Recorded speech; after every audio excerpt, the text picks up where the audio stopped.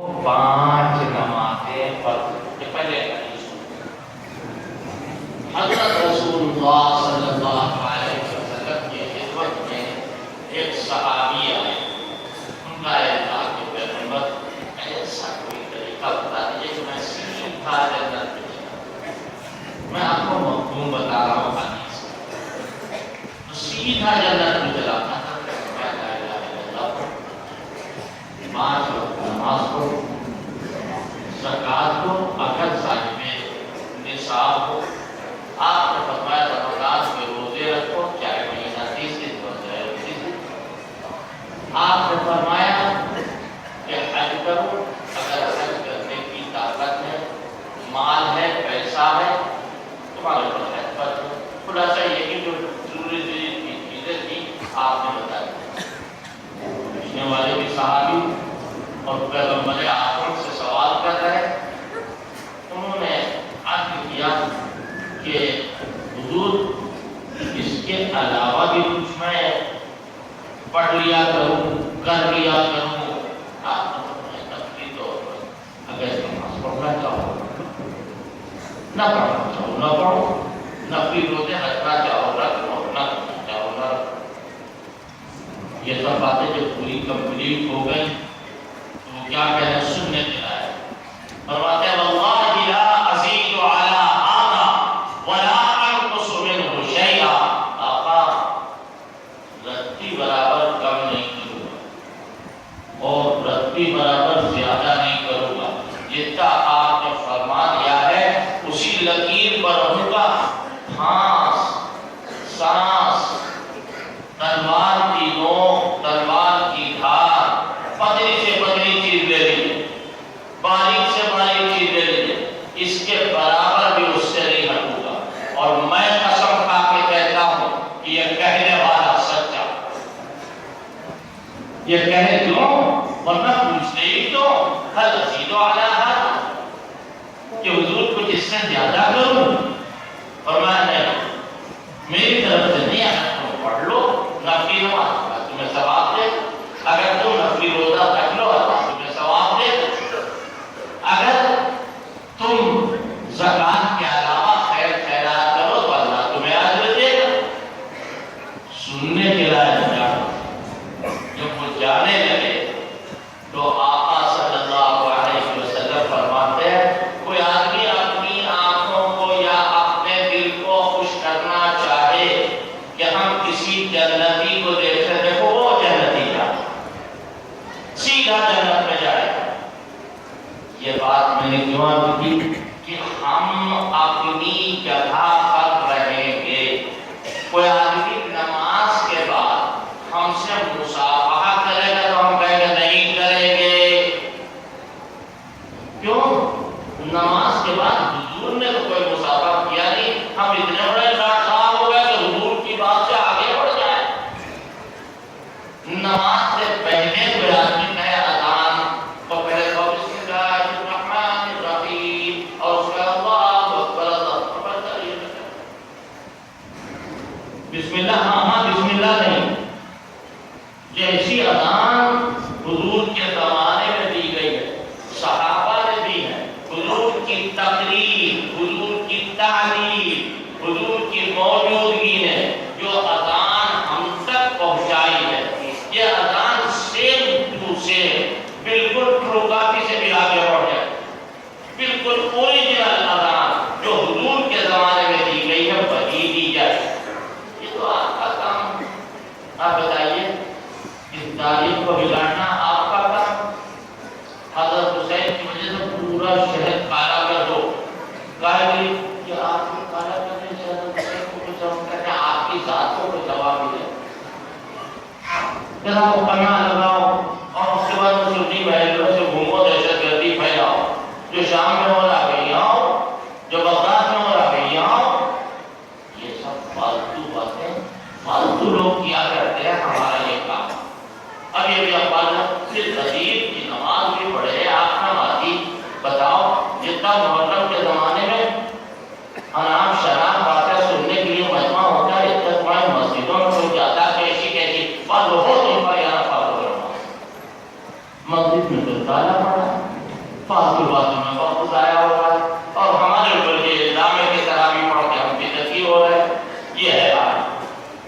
میں آپ سے یہ بات کرنا چاہتا ہوں کہ عاشورہ کی کوئی نماز اور عاشورہ کے دن گزر کر شام کو مسور کھانا یا مونگ کھانا اس طرح کی کوئی تعلیم دربار رسالت سے دور صحابہ سے نہ ہمیں ملی ہے اور اب ملنے کا سوال بھی نہیں پیدا ہوتا ہے. آپ کے یہاں تو مل سکتی ہے, ہو سکتا ہے وہ صاحب باہر آ جائیں اور آ کر کے کسی کام میں لگا دیں تو نبی کی بات سے اونچی بات ہو جائے گی. ہمارے وہاں کوئی صاحب پوشیدہ نہیں, کسی طرح کا کوئی ایسا مسئلہ نہیں. تو میں یہ کہہ رہا تھا کہ کسی طرح کی کوئی بات پوشیدہ نہ رہے. ہمارے یہاں ہم لوگ بالکل جو ہے کھلا کھلا حاضر ہے, حضرت تناول فرما دیں, آگے پیچھے کی کوئی بات نہیں. میں آپ سے کچھ باتیں کرسی پر بیٹھ کے اپنی تقریر کا بقایا پیش کروں گا. مولانا آ جائیں گے تو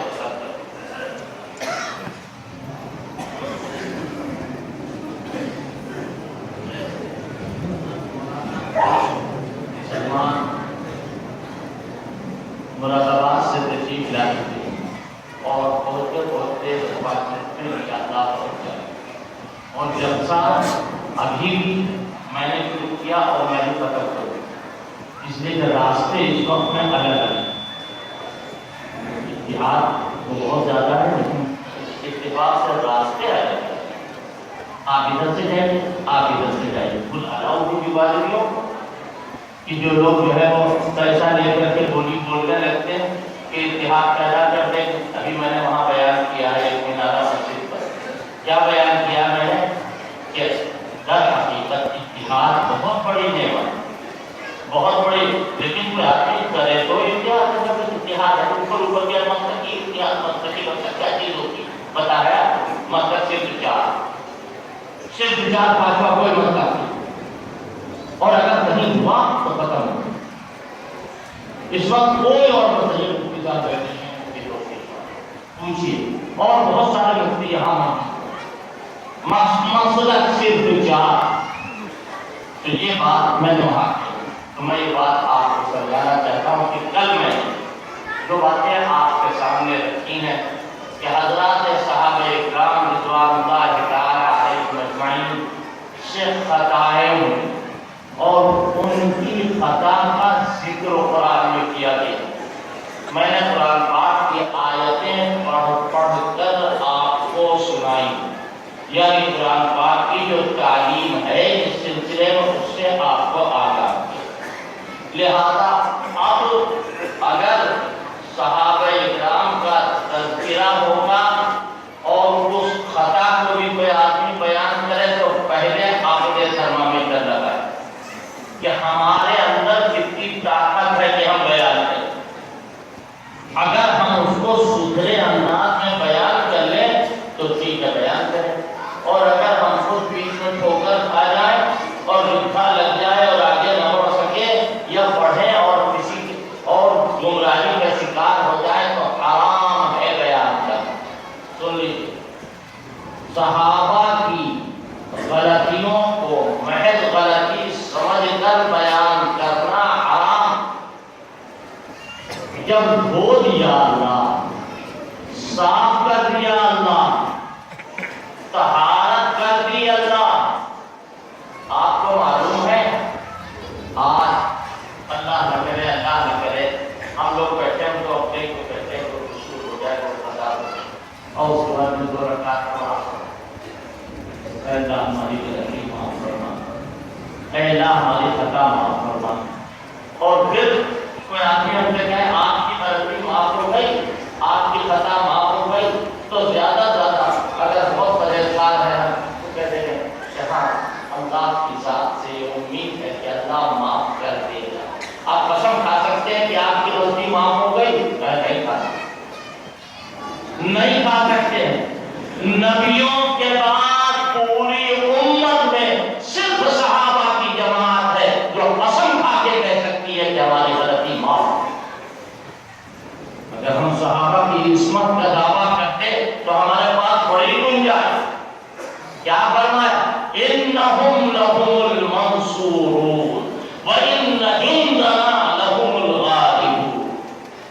یہی لوگ جو کامیاب ہیں. اللہ کہہ رہا ہے وَإِنَّ جُنْدَنَا ہمارا لشکر. یہ جُنْدَنَا سے مراد کیا ہے؟ اور لشکر کے نہیں، یہاں اس لشکر کو جو صحابہ کا لشکر جو پیغمبروں کا لشکر ہے اس کو کہا جا رہا ہے وَإِنَّ جُنْدَنَا لَهُمُ الْغَالِبُونَ. یہ پیغمبر کہا. اور آئیے کیا فرمایا؟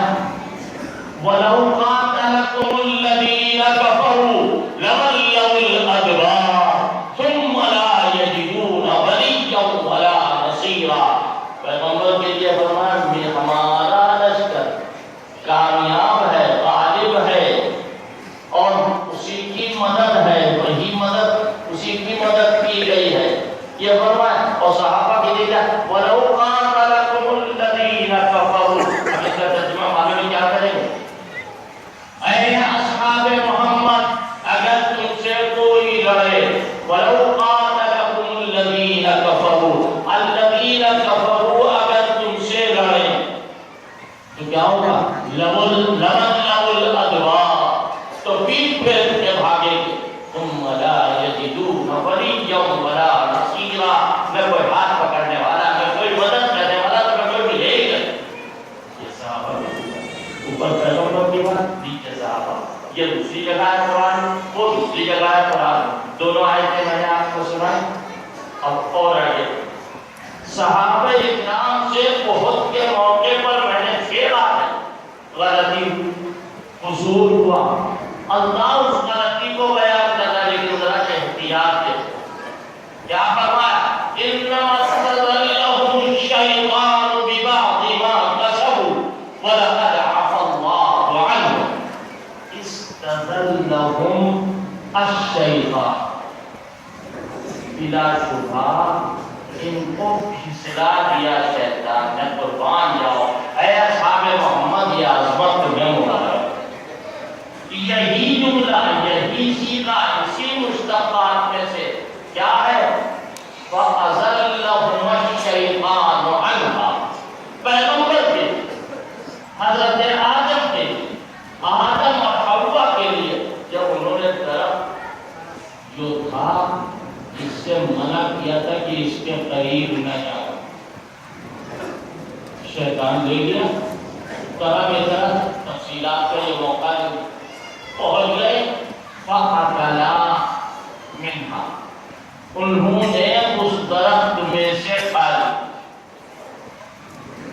اب اللہ نے منع کیا مگر آدم علیہ السلام نے کھا لیا تو ان کے لیے کیا تھا؟ فَأَزَلَّهُمَ الشَّيْطَانُ عَنْهَا، پھسلایا شیطان. اور یہاں کیا کہا؟ انما استزلهم الشیطان ببعض ما کسبوا. حضور نے منع کیا تھا کہ کھاتی نہ چھوڑنا، شیطان نے پھسلا دیا.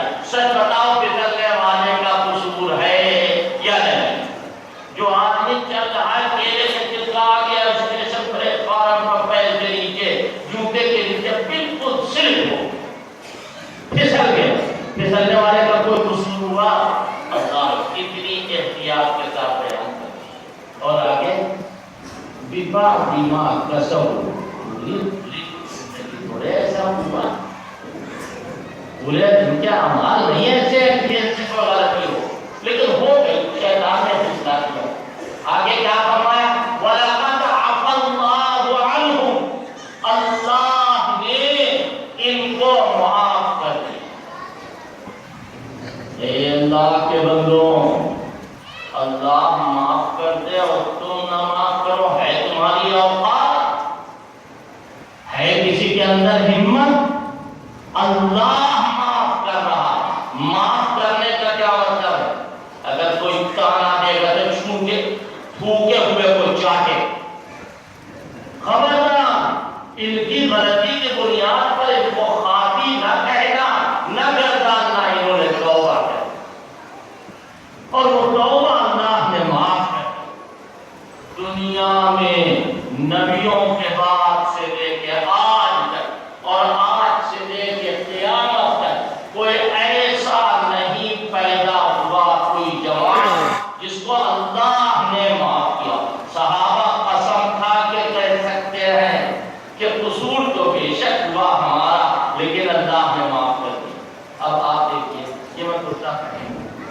اتفاق سے جانا، راستے سے پرداغا بہرا اور چیٹیں آ گئی. اس کے بعد ہم نے اس کو دھو لیا، یہ کپڑا دھل گیا. پھر جب یہاں آ کے بیٹھے تو آپ مجھے کس سے آدمی کہہ مولانا یہی بڑا کرتا تھا جب آپ پہنے ہوئے تھے اور برنالے سے نجاست پہن رہی تھی، اس کرتے کے اوپر پڑی تھی، تو آپ کو سب لوگ کیا کہنا سب خیریت ہے؟ الٹا سیدھا معاملہ تو نہیں ہے، تو آپ کو ڈاکٹروں کے حوالے کیا جائے. اب تو لکھنؤ میں بھی بہت اچھا انتظام ہو گیا، لہٰذا کوئی ایسی بات تو نہیں ہے. کیوں؟ ارے اس کے ذکر کی کیا ضرورت ہے جب طہارت ہو گئی اور اس وقت طہارت باقی ہے تو ذکر طہارت کا ہوگا، گناہ کا نہیں. میں معصوم نہیں مانتا ہوں، معصوم مانتا ہوگا تو اتنی لمبی تفصیل نہ کرتا ہے، نہ کوئی مان سکتا.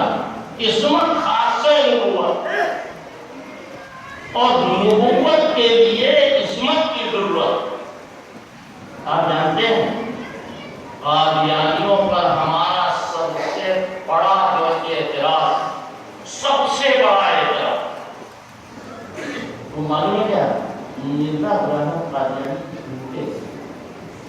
بڑے ادب و احترام کے ساتھ میں کہہ رہا ہوں کہ مرزا غلام احمد قادیانی جھوٹے. اور بھی اگر کسی موقع پر اہل حق کی طرف سے ان کو جھوٹا ثابت کیا گیا تو کوئی ان کے گروپ گھنٹال کھڑے ہوئے اور کہنا صرف 16 جھوٹ تو بولے ہیں، صرف 16 جھوٹ بولے ہیں انہوں نے. تو ہم نے معلوم ہے اس کے جواب میں کیا؟ میں نے کہا پریز گزرنے سے گردن کٹ گئی، باقی سب خیریت. دم نکل گیا، باقی سب خیریت. اللہ کے بندو، ایک جھوٹ اگر کوئی حدیث کا راوی ایک مرتبہ جھوٹ بولنا ثابت ہو جائے، محدثین اس سے حدیث نہیں طے ہے. راوی حدیث، نبی کی بات نہیں کر رہا ہوں، تو ایسا پنچر آتی ہے تو نبوت کا دعویٰ کر دیا، اس نے نبوت کا دعویٰ کر دیا. صحابہ اکرام رضوان اللہ تعالی علیہم اجمعین کو ماننا الگ بات، ان کی خطاؤں پر گرفت کرنا الگ بات، ان کی خطاؤں کی معافی کا اعلان کرنا الگ بات. ان تینوں چاروں باتوں کو ملا کر کے آدمی رہے تو عقیدہ صحیح رہے. بے شک صحابہ سے غلطیاں ہوئی، بے شک صحابہ سے قصور ہوا، لیکن اب ان کی خطاؤں کا ذکر نہیں ہوگا، ان کی طہارت کا ذکر ہوگا. قرآن پڑھو، کیا فرمایا؟ فاعف عنہم، اے پیغمبر آپ بھی معاف کر دیجئے. آپ کا انہوں نے کہنے کے خلاف کیا، آپ بھی معاف کر دیجئے. واستغفر لہم، اور اے میرے حبیب ان کے لیے مغفرت طلب کیجئے، ان کے لیے مغفرت طلب کیجئے. خطائیں جو ہو گئی ہیں آپ بھی ان کے لیے اللہ سے مغفرت کی بھیک مانگیں. کیا پتہ چلا؟ حضور کی ڈیوٹیوں میں سے ایک ڈیوٹی یہ ہے کہ وہ اصحاب کرام کے لیے مغفرت طلب کریں. اور قرآن کی اور بہت ساری آیتیں اس پر آئی. منافق آئے وہاں پہ کہنے لگے کہ یہ لوگ یہ قرآن کہہ رہے یہ چاہتے ہیں کہ کوئی استاد زمانہ ان کے اوپر پھاٹ پڑے. یہ تو آئے ہیں ان کو کوسنے کے لیے، یتربصوا بکم الدوائر علیہم دائرۃ السوء، ان کے اوپر استاد زمانہ خود پڑے گی. یہ صحابہ کے لیے کہنا ہے. آگے کیا کہا؟ یہ خرچ کر رہے ہیں تو ایسا لگتا ہے اپنے باپ کا قرضہ ادا کر رہے ہیں، اور وہ خرچ کر رہے ہیں قربات عند اللہ وصلوات الرسول، اللہ کی قربت حاصل کرنے کے لیے اور رسول کی دعائیں دینے کے لیے. آگے کچھ اور کہا، میں تفصیل میں نہیں، حضرت مولانا تشریف لے آئے. فرمایا وصلی علیہم ان صلاتک سکن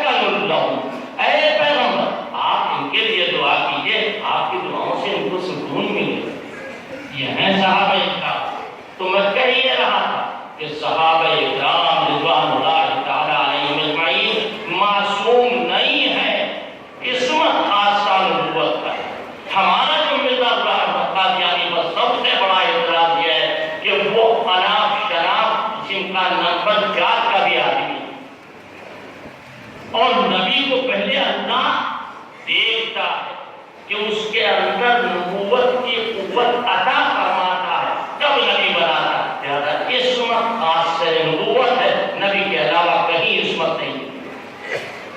اللہ نے پیغام الہی کا لینا نبی کے ذمہ کیا. بات لمبی ہے، کل انشاءاللہ عرض کروں گا. حضرت مولانا مفتی سلمان صاحب ہمارے عزیز ہیں اور ہمارے مخدوم زادے ہیں.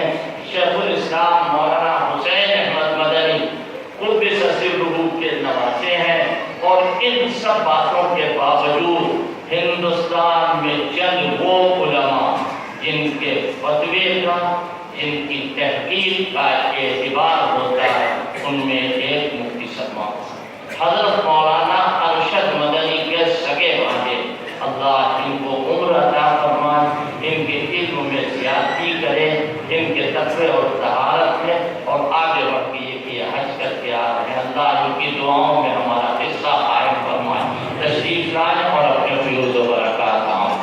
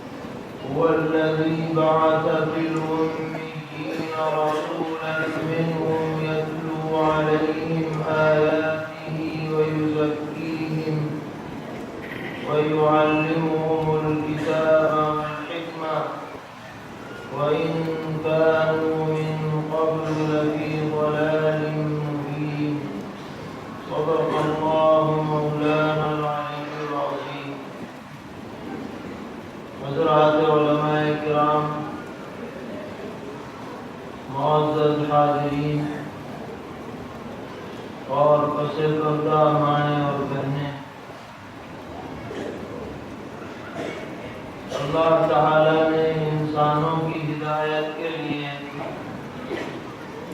انسانوں ہی میں سے اپنے کچھ بندے منتخب فرمائے جن کو نبی اور رسول کہا جاتا ہے.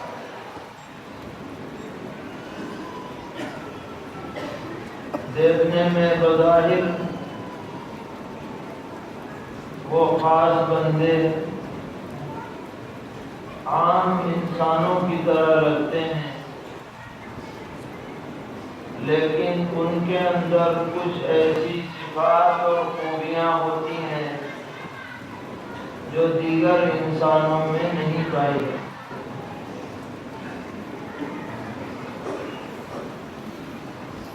نبوت و رسالت مخلوقات میں اللہ تعالی سے تقرب کا سب سے اونچا منصب، اس سے اونچا اور کوئی منصب نہیں. لیکن اس منصب تک پہنچنے کے لیے دنیا میں کوئی وسیلہ نہیں. یہ منصب براہ راست اللہ تعالی کی طرف ہی سے کسی کو عطا ہوگا تو ہوگا. اپنی محنت سے، کوشش سے، مجاہدے سے اسباب اختیار کر کے کوئی انسان نبی نہیں بن سکتا۔ اسی کو ہمارے علماء دوسرے الفاظ میں یوں فرماتے ہیں کہ نبوت کا منصب وہابی ہے، کسبی نہیں، عطائی ہے۔ کوئی آدمی کوئی کورس پورا کر لے تو عالم بن جائے، اور کورس پڑھ لے تو مفتی بن جائے، اور کورس پڑھ لے تو متخصص فی الحدیث بن جائے۔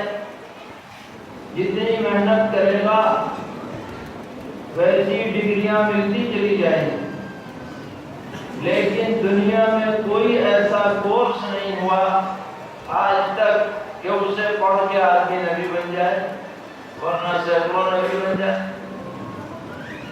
حتیٰ کہ جو پیغمبر ہوتا ہے اسے بھی نبی بننے سے پہلے خود پتہ نہیں ہوتا کہ مجھے نبی بنایا جائے، اوروں کے تو کیا سوال۔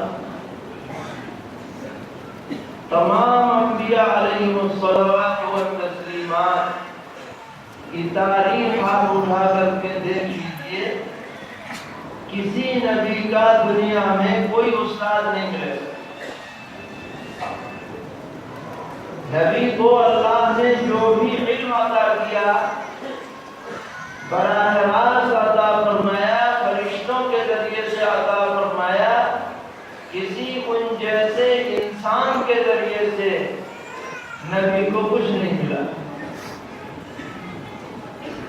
اور سچے نبی میں اور جھوٹے نبی میں سب سے بڑا فرق یہ ہے کہ جھوٹے نبی کا کوئی نہ کوئی استاد دنیا میں ضرور ملے گا، اور سچے نبی کا کوئی استاد نہ ملا ہے نہ مل سکتا ہے۔ ابھی حضرت مولانا ذکر فرما رہے تھے دجال قادیان کا، اس نے خود اپنے قلم سے لکھا ہے فلاں استاد میرے لیے نوکر رکھا گیا۔ سبحان اللہ، کیا استاد کی عظمت ہے، نوکر رکھا گیا، فلاں سے یہ پڑھا فلاں سے وہ پڑھا۔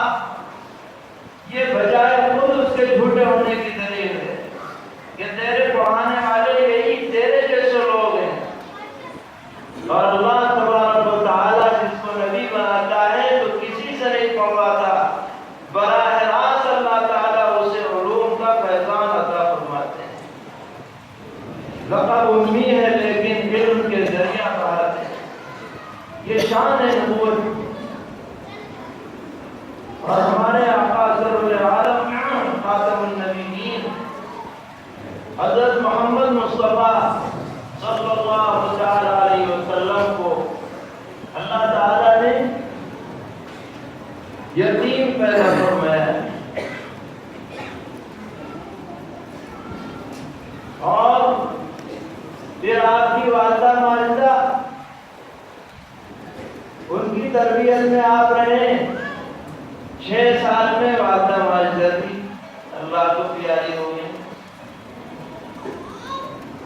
اور پھر دادا جان عبد المطلب ان کی تربیت میں رہے تو 8 سال میں وہ بھی دنیا سے پردہ کر گئے۔ کیا اللہ تعالیٰ کے لیے یہ مشکل تھا کہ والد ماجد کو زندگی ملتی، وہ اپنے نور نظر کو اپنی آنکھوں سے نبی بنتا ہوا دیکھتے؟ کیا یہ مشکل تھا کہ والدہ ماجدہ کی عمر طویل ہوتی اور دادا جان اپنے پوتے کو، لاڈلے پوتے کو اپنے آنکھوں سے دنیا کا سرتاج بنتے ہوئے دیکھتے؟ اللہ کے لیے کچھ مشکل نہیں، لیکن اللہ کی حکمت اس کی متقاضی تھی کہ یہ سارے پرورش کرنے والے دنیا سے پردہ کر جائیں، اور سرور عالم جناب رسول اللہ صلی اللہ علیہ وسلم سارے عالم کے سامنے بہترین سے بہترین اخلاق کا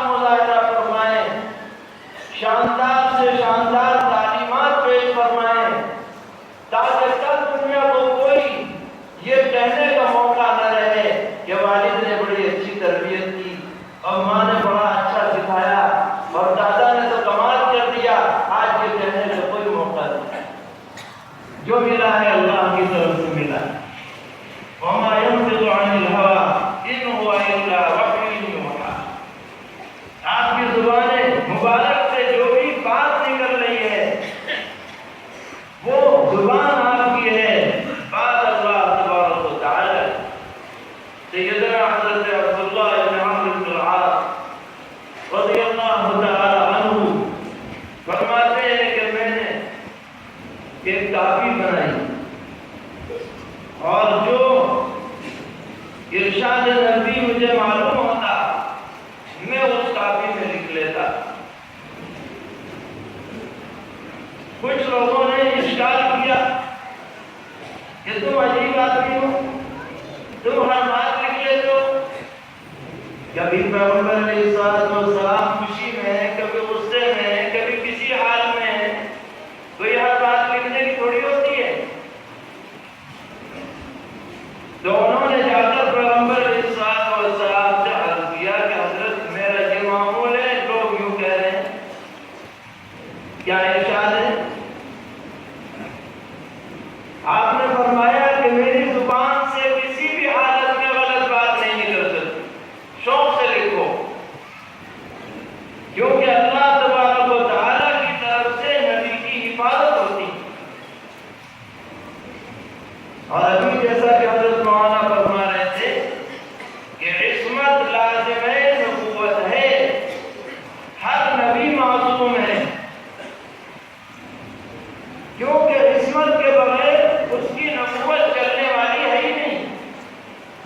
اس کی ذات کو اللہ تبارک و تعالیٰ اسوہ بناتا ہے، اور اگر عصمت نہ ہو اور کوئی غلطی ہو جائے تو اس کا مطلب یہ ہے کہ غلطی بھی اسوہ بن جائے گی، اور غلطی اسوہ بنائے جانے کی چیز نہیں. اور کوئی غلطی ہو جائے اور بعد میں جب نبوت ملے اور وہ اس غلطی کی اصلاح فرمائے تو کوئی کھڑا ہو کے کہہ دے گا کہ اچھا آج آپ اصلاح کرنے آئے، کل تو آپ فلاں جگہ نظر آ رہے ہیں. یہ کہنے کا موقع نہیں. تمام انبیاء علیہم الصلوات والتسلیمات کی زندگی آپ دیکھ لیں، اخلاقی اعتبار سے، کیریکٹر کے اعتبار سے بڑے سے بڑے دشمن کو بھی انگلی رکھنے کا موقع نہیں. بڑے سے بڑے دشمن تمام تر اختلافات کے باوجود، تمام تر دشمنیوں کے باوجود، مکے کے مشرکین کی زبان سے کوئی جملہ تاریخ میں منقول نہیں ہے کہ انہوں نے پیغمبر علیہ السلام کے کسی بھی اخلاقی حیثیت کو کوئی مجروح کیا. یہ دلیل ہے کہ اللہ تبارک و تعالیٰ نبی کو معصوم رکھتے ہیں. امتی معصوم نہیں ہے لیکن نبی معصوم ہے. اور یہ فرق ہے عام انسانوں میں اور نبی میں. نبی سے قصداً خطا کا صدور نہیں ہو سکتا، اور اگر کوئی اجتہادی اعتبار سے کوئی بات سامنے آ جائے تو اس پر تنبیہ ہوتی ہے، برملا تنبیہ ہوتی ہے، اس پر برقرار نہیں رکھا جاتا. اس کے بھی ثبوت قرآنی آیات سے موجود ہے. تو جو چیز خاص ہے نبیوں کے ساتھ، انبیاء علیہ السلام کے ساتھ، وہ کسی بڑے سے بڑے درجے کے امتی کے لیے ثابت نہیں کی جا سکتی. محبت ہو سکتی ہے، عقیدت ہو سکتی ہے، احترام ہو سکتا ہے، لیکن وہ صفت جو خاص ہے، نبوت ہے، وہ کسی نبی کے لیے ہے. تو اللہ تبارک و تعالی نے انبیاء علیہم الصلوۃ والتسلیمات کو بھیجا، اور اس سلسلے کے خاتم ہمارے اور آپ کے سردار سرور عالم حضرت محمد مصطفیٰ صلی اللہ علیہ وسلم. آپ کے بعد کوئی نیا نبی نہیں آیا. ہاں، جو پہلے نبی بن چکے وہ تشریف لانے والے جن کا نام ہے سیدنا حضرت عیسیٰ علیہ السلام. ہمارا عقیدہ ہے کہ آپ باحیات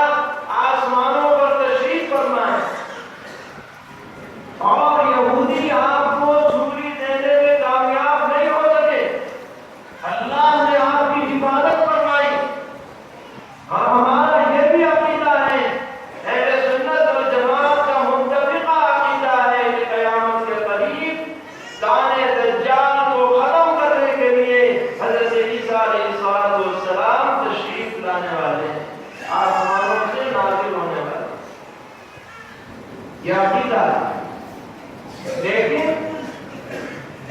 وہ جب آئیں گے تو اپنی شریعت پہ عمل نہیں کریں گے، جناب رسول اللہ صلی اللہ علیہ وسلم کی شریعت پہ عمل کرتے ہیں۔ بخاری مسلم میں روایت ہے، یہاں قریب تمہارے درمیان میں ابن مریم آئیں گے اور دجال کو قتل کر دیں گے، صلیب کو توڑ ڈالیں گے، جزیے کو اٹھا دیں گے۔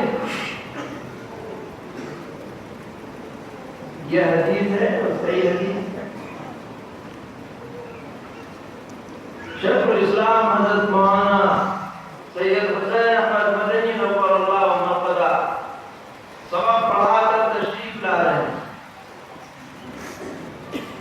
تو حضرت فقیر الامت مولانا مفتی محمود حسن صاحب گنگوئی رحمۃ اللہ علیہ نے اپنی مجلس میں ذکر فرمایا کہ ہم طلبہ نے سوال کیا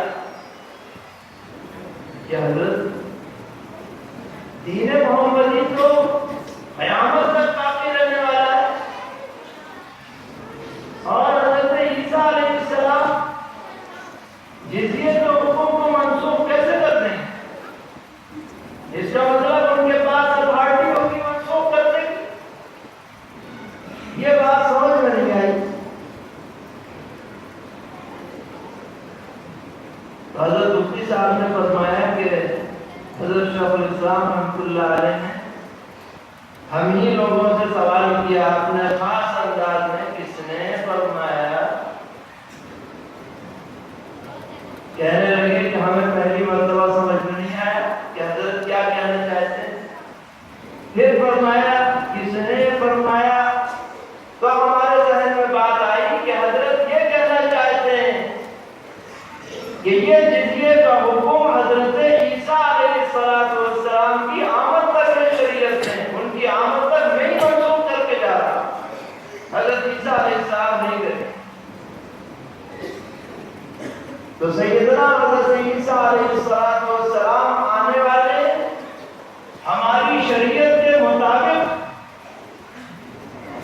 حکم دیں گے، اسی پر فیصلے کریں گے، شریعت عیسوی پہ عمل نہیں ہوگا۔ اور قرآن پاک یہ کہتا ہے کہ وَإِن مِّنْ أَهْلِ الْكِتَابِ إِلَّا لَيُؤْمِنَنَّ بِهِ قَبْلَ مَوْتِهِ، کوئی بھی اہل کتاب عیسائی حضرت عیسیٰ علیہ السلام کی وفات سے پہلے غیر مسلم نہیں رہے گا، سب کے سب آپ پر ایمان لے آئیں گے اور اسلام میں داخل ہو جائیں گے، اب جزیے کی ضرورت ہی نہیں۔ اور یہودیوں کا حال یہ ہوگا کہ ایکوں کو چن چن کر کے قتل کیا جائے، اور پہلے لوگوں کو بات سمجھ میں نہیں آتی کہ حدیث کہہ رہی ہے کہ فلسطین کے علاقے میں یہودیوں کا قتل ہوگا اور دجال یہاں پہ آئے گا، اور ایک زمانہ ایسا تھا کہ اس علاقے میں یہودی بہت کم تھے، دیگر ملکوں میں بہت آباد تھے، روس میں تھے، لندن میں تھے، اٹلی میں تھے، جرمنی میں تھے، امریکہ میں تھے، مگر جیسے جیسے وہ زمانہ قریب آ رہا ہے اللہ تعالیٰ اپنے حبیب صلی اللہ علیہ وسلم کی باتوں کو سچا کرنے کے انتظامات کرتے جا رہے ہیں کہ اب ساری دنیا سے جمع ہو کر کے زبردستی خامخواہ تمام قوانین کو پامال کر کے سارے یہودی وہاں آباد ہو رہے تاکہ جب وقت آئے ان کو ختم کرنے کا کوئی مقصد نہ جانا پڑے، ایک ہی جگہ سب کا کام ہونا ہے۔ اور حدیث میں آتا ہے کہ اس وقت یہ حال ہوگا کہ اگر کسی پتھر کے پیچھے بھی یا کسی درخت کی ٹہنی یا اس کے تنے کے پیچھے بھی کوئی یہودی چھپا ہوا ہوگا تو اللہ تعالیٰ اس پتھر کو یا اس تنے کو گویا یا عطا کریں گے، وہ کہے گا اسے مارو، یہ میرے پیچھے چھپا ہوا ہے۔ اور یہ دجال قتل ہوگا باب ملک پر، یہ بھی شام کا علاقہ ہے، یہ شام پہلے پورا جس کو اسرائیل کہتے ہیں، فلسطین کہتے ہیں، غزہ کہتے ہیں، غزہ پٹی کہتے ہیں، یہ سب شام کا علاقہ ہے اصل۔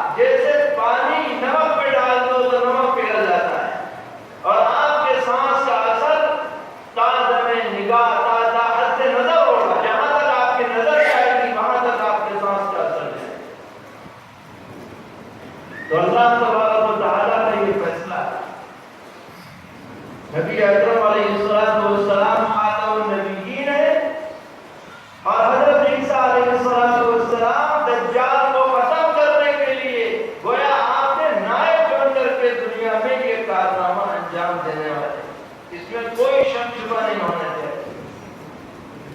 آپ دنیا میں تشریف لائے، کیا آپ کا مشن تھا؟ وہ اس آیت مبارکہ میں بیان کیا گیا۔ هو الذي بعث في الأميين رسولا منهم، وہی ذات ہے اللہ تعالیٰ کی جس نے ناواقفوں کے درمیان انہی میں سے ایک رسول مبعوث کیا،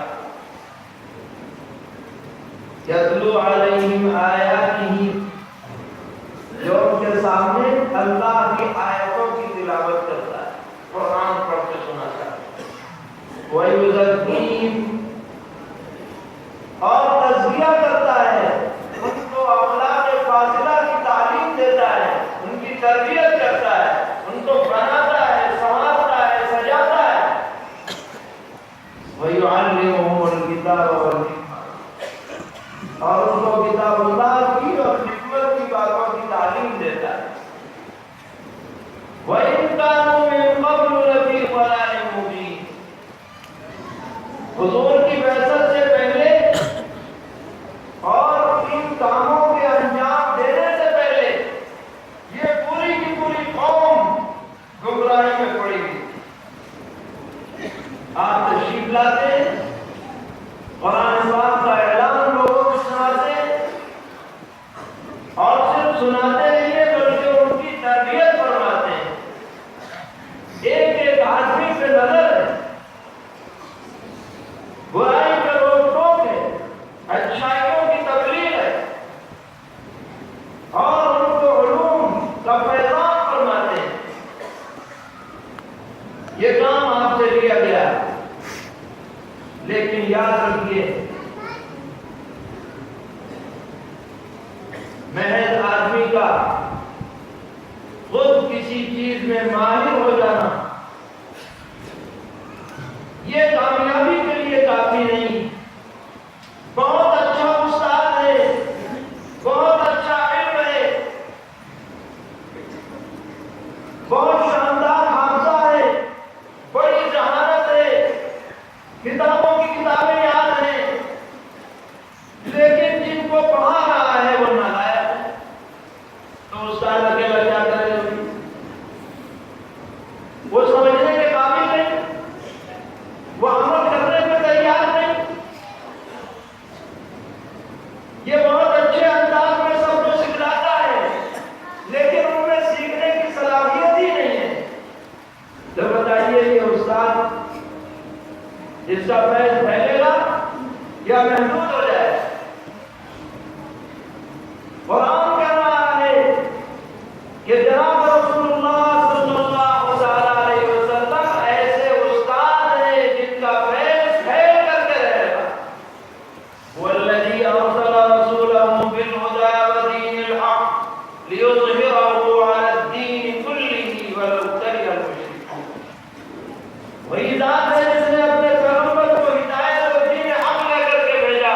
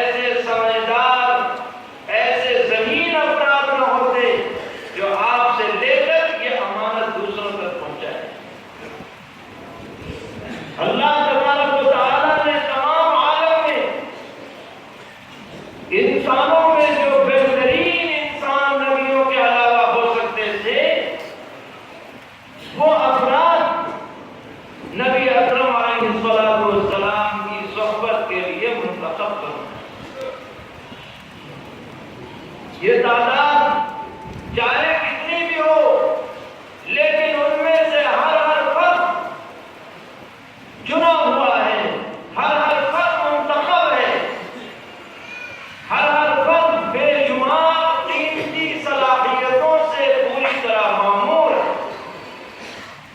اور پھر اللہ تبارک و تعالی نے یہ انتظام فرمایا کہ یہ صحابہ کرام رضی اللہ تعالی عنہم جو پہلے مختلف گروپوں میں بٹے ہوئے، قبائلوں میں بٹے ہوئے، علاقوں میں بٹے ہوئے، اللہ تبارک و تعالی نے ان سب کے دل کو مجتمع فرمایا۔ فرمایا وَأَلَّفَ بَيْنَ قُلُوبِهِمْ لَوْ أَنفَقْتَ مَا فِي الْأَرْضِ جَمِيعًا مَا أَلَّفْتَ بَيْنَ قُلُوبِهِمْ۔ اللہ نے صحابہ کے دلوں کو جوڑ دیا، اور اے پیغمبر اگر آپ ساری دنیا کی دولتیں بھی خرچ کر دیتے ان کے دلوں کے جوڑنے پر، آپ کے بس کی بات نہیں۔ جب تک ساتھیوں کے دل نہ جڑے کوئی تحریک کامیاب نہیں ہو سکتی۔ دل جمی کے ساتھ، تمام تر قربانیوں کے جذبے کے ساتھ، جب تک قافلہ ساتھ نہ ہو، دنیا کی کوئی تحریک نہ کبھی کامیاب ہوئی ہے نہ ہو سکتی۔ اللہ نے یہ جماعت آپ کو عطا فرمائی اور اس جماعت کو اسلام کی سربلندی کا ذریعہ بنا دیا۔ یہ کل 23 سال کی مدت میں کایا پلٹ ہوگی، اور اس 23 سال کے اندر مکہ معظمہ کے جو 13 سال ہیں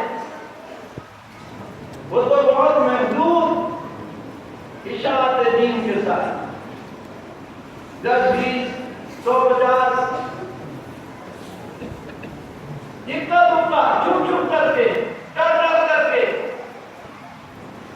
بعض صحابہ تو تشریف لائے، اسلام قبول کیا تو پیغمبر علیہ الصلوۃ والسلام نے فرما دیا چپکے سے چلے جاؤ اپنے قوم میں، جب میرے بارے میں پتہ چلے کہ مجھے غلبہ مل گیا تب آنا، کیونکہ حالات ناسازگار تھے۔ اور اس کے بعد جب اللہ تعالیٰ کے حکم سے آپ نے ہجرت فرمائی، اس کے بھی شروع کے 1.5 سال انتہائی مشکل اور انتہائی نظم و کرسی کے،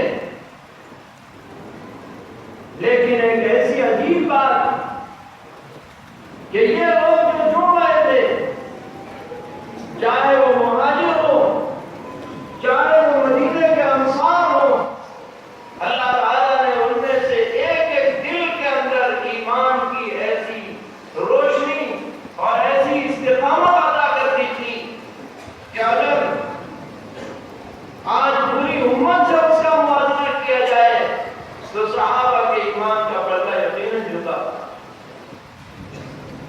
ایک ایک آدمی انتہائی ناموافق حالات میں جناب رسول اللہ صلی اللہ علیہ وسلم کے ساتھ دینے کا عہد نبھایا۔ بخاری شریف کے اندر روایت ہے، نبی اکرم علیہ السلام نے صحابہ سے کہا، ابو سفیان جو اس وقت تک اسلام نہیں لائے تھے، ان کا اپنا تجارتی قافلہ شام سے واپس آ رہا، 50 آدمیوں پر مشتمل۔ آپ نے فرمایا صحابہ سے کہ اس کا پیچھا کرنا ہے اور دیر کرنے کا موقع نہیں کبھی یہ نکل نہ جائے، لہذا جس کے پاس نقد سواری ہو وہ چلے، اگر سواری جنگل میں چلنے گئی ہوئی ہے اس کا بھی انتظار نہیں کیا جائے، جو بھی ہو فوراً چلو۔ تو 313 آدمی تیار ہوئے، چل پڑے، اور ذہن میں یہ بات تھی کہ 50 کا مقابلہ ہے، 313 بہت ہے، 50 کو گھیر ہی لیں۔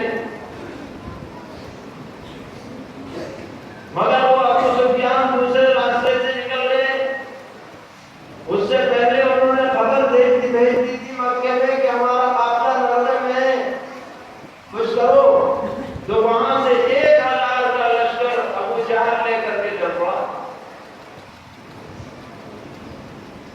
پھر خبر بھیجی گئی کہ اب ہمارا قافلہ کا حفاظت دور نکل چکا ہے، اب آنے کی ضرورت نہیں، مگر اللہ تعالیٰ کو تو اپنی قدرت دکھلانی تھی اور دوسرے کا غرور توڑنا تھا۔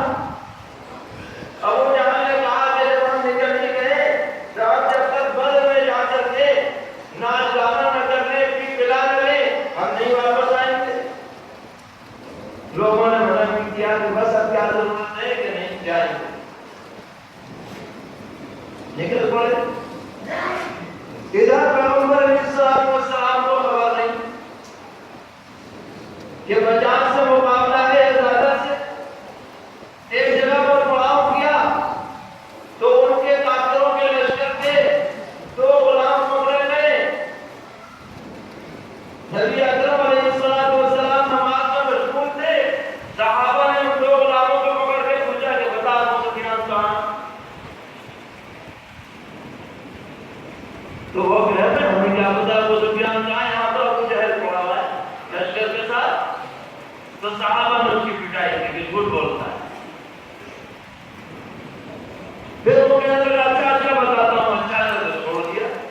پھر پوچھا کہ بتاؤ کہاں ہے ابو سفیان؟ تو جب سچی بات بتائے تو پٹائی ہو، جب چپ ہو جائے تو پٹائی ختم۔ نبی اکرم علیہ السلام کو سلام کیا، آپ نے فرمایا کہ بھائی یہ تو صحیح کہہ رہا ہے، تم اسے سچ کے اوپر پٹائی کر رہے ہو۔ ابو سفیان تو گئے، اب تو مقابلہ ان سے ہے۔ اب کہاں 313 بیچارے نہاتے ہیں، ان کے پاس سواریاں بھی نہیں، تلواریں بھی نہیں، پوری طرح نیزے بھی نہیں، اور ادھر 1000 کیل کانٹوں سے لیس پورا لشکر تیار۔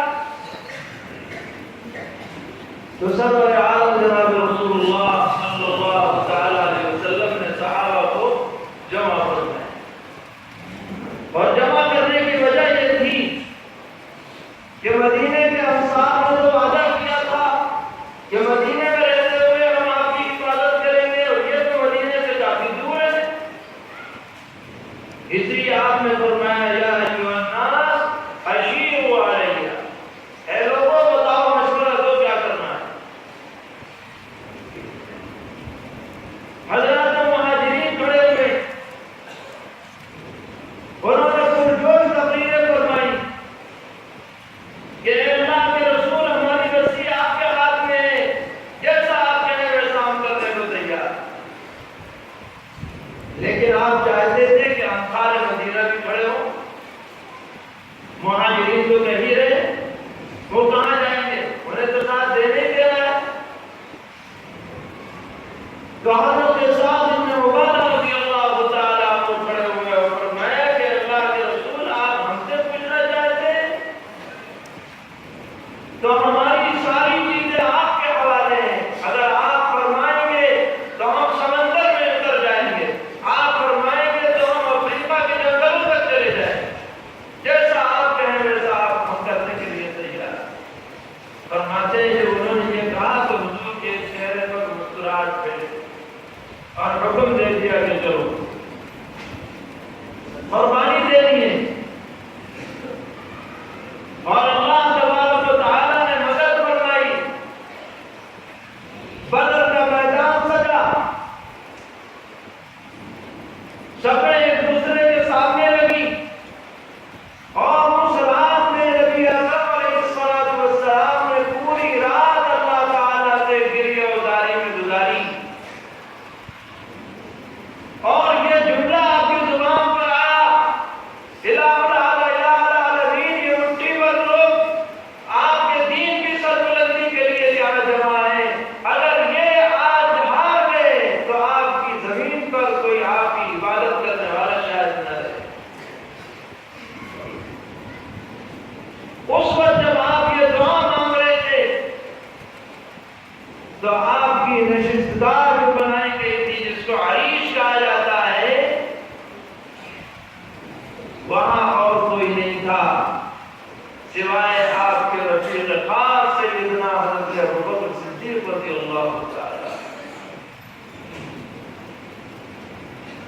اور حضرت ابوبکر رضی اللہ تعالی عنہ فرماتے ہیں کہ حضور کبھی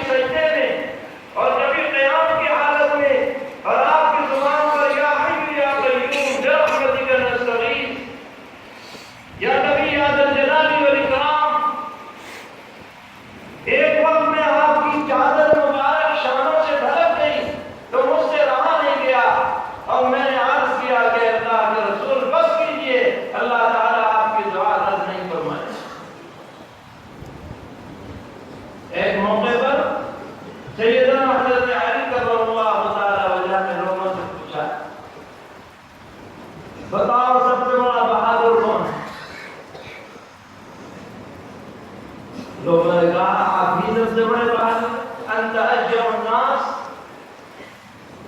اور بہادری آپ کی مشہور و معلوم۔